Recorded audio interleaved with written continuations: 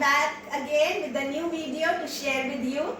और आज जो मैंने टॉपिक लिया इट इज फ्रॉम उत्पत्ति चैप्टर नंबर 1 सृष्टि का वर्णन।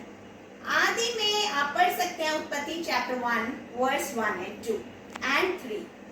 आदि में परमेश्वर ने आकाश और पृथ्वी की सृष्टि की। पृथ्वी बेडौल और सुनसान पड़ी थी और गहरे जल के ऊपर अंधियारा था तथा परमेश्वर का आत्मा जल के ऊपर मंडराता था। जब परमेश्वर ने कहा उजियाला हो तो उजियाला हो जाए। आपने कई बार इस लाइन को पढ़ा होगा, that which is the first verse of Bible. In the beginning Lord created heaven and earth. जब लिखा है कि परमेश्वर का आत्मा जल के ऊपर मंडराता था और परमेश्वर ने कहा, the first word that God said was उजियाला हो, means light come.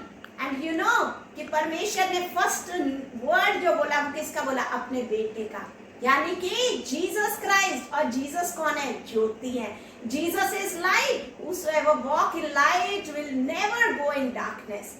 and this is कौन? कि जब परमेश्वर ने कहा उजियाला हो तो उजियाला हो गया। आप स्क्रीन पे देख सकते हैं 33 वर्स 9 भजन संहिता।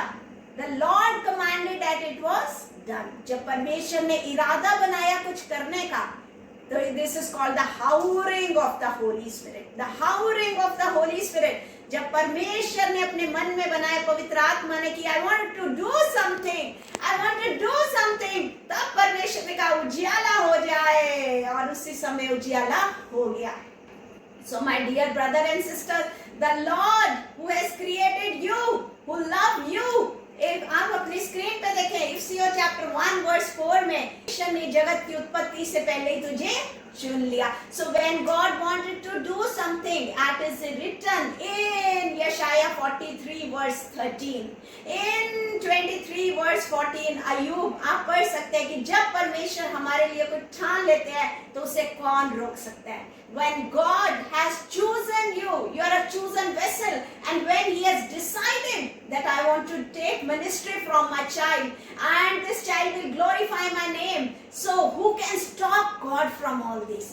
So this is called the hovering of the Holy Spirit, that when God wants to do something, He will do, and nobody can stop it. So my dear brother and sisters, why we live in sorrow? Because we live in Adam। जब हम आदम में जीते हैं तब हम एक sorrowful life जीते हैं, क्योंकि उस समय हम दुनिया में होते हैं। You can read गलातियों चैप्टर नंबर 5 वर्स 19 onwards कि जब हम शरीर में होते हैं, the gifts of the flesh, तब हम किस में होते हैं? Adultery and gambling and drink। But when we live in joy and salvation, means when we live in Jesus, then we live in joy। आप पढ़ सकते हैं गलातियों chapter 5 verse 22 onwards that what are the fruits of the Holy Spirit? Love, peace, joy। So when you live in Adam, you cry, you are in flesh, but when you live in Jesus, you live in happiness and joy।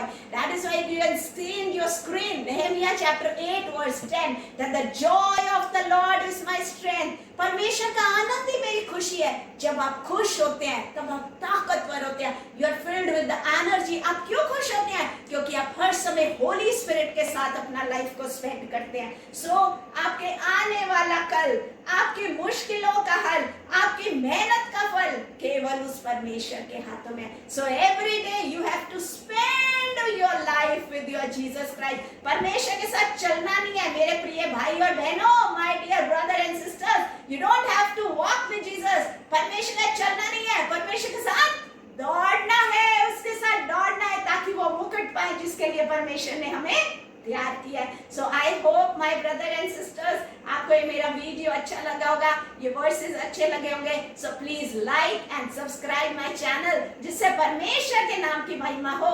May God bless you all through this beautiful words. Praise the Lord and God